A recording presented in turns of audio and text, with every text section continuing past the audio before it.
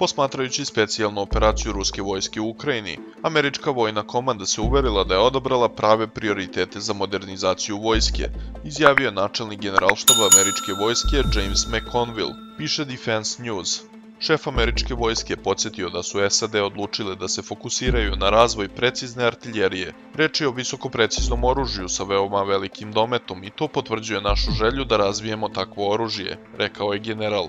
Pre nekoliko godina Sjedinjene države su stvorile komandu koja je razvila i primenila alate u 6 glavnih oblasti modernizacije: precizno oružje dugog dometa, borbena vozila sledeće generacije, avioni sa vertikalnim poletanjem, mreža protivraketne odbrane i protivvazdušne odbrane, kao i sprečavanje gubitaka osoblja. Vojska se fokusirala i na borbu protiv dronova.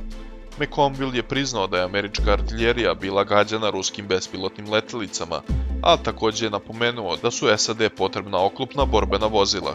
General je rekao i da Amerika radi na poboljšanju performansi helikoptera i aviona, konkretno u toku su radovi na jurišnom avionu velikog dometa i udarno-izviđačkom avionu.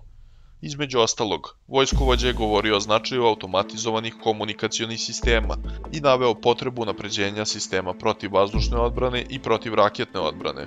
Kao primer je naveo prenosne komplekse Stinger.